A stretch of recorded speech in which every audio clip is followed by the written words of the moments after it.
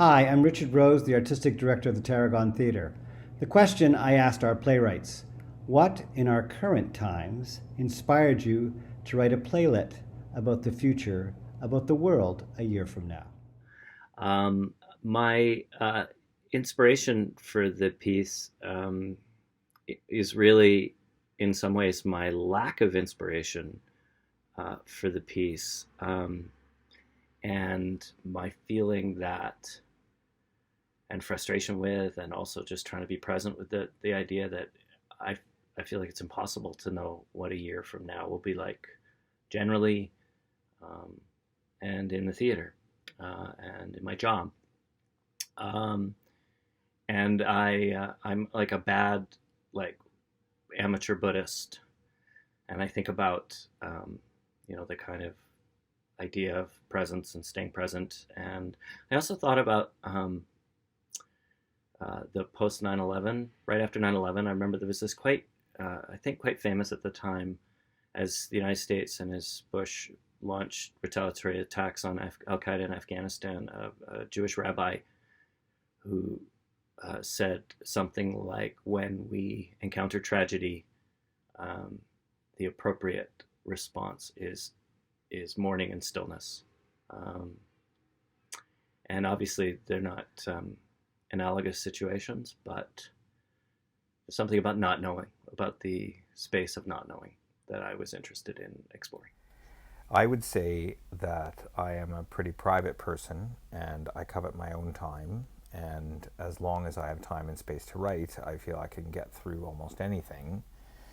But also, I have a deep appreciation for those caring and creative people who go to the trouble of, for example, setting scavenger hunts on their streets, or for another example, there's a laneway in town where Jenny Young's family has put up signs that ask you to effect a silly walk as you go down that particular laneway. And I admire those artists who use their skills to allay feelings of anxiety in people at this time.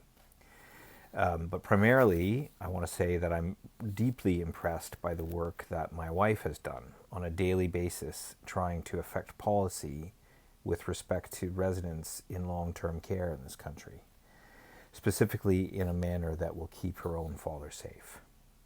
She didn't wait for anyone to give her permission, and she didn't wait for things to go wrong where he was concerned. She was on it, and she created a petition that has gotten upwards of 50,000 signatures as I speak, calling on the premiers of all the provinces to work in tandem with the federal government to bring these elder homes into the purview of the Canada Health Act.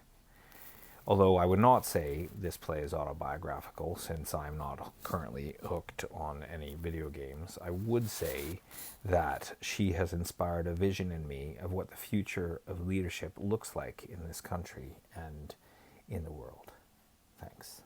On some level, I've found inspiration in the resilience of youth, in my belief that young people have the capacity to rebound, to reinvent themselves, to be ingenious, and also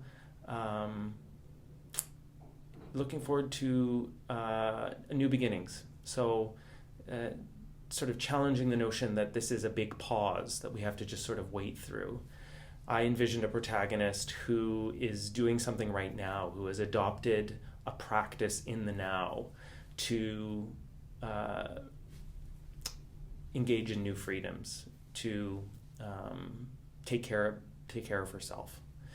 And what happens when she decides that it's time to let that go, in order to live life in yet another way? I've been really inspired by how we are all examining the structures of our day, the structures of our workplace, our relationships to our city, to the world. All of these things are being scrutinized right now. And I think we're seeing the ways in which we have failed one another, the failures of those systems, and this incredible opportunity to reinvent or to redraft the systems that have failed us. And this possibility of flipping things that weren't working is a very inspiring thing.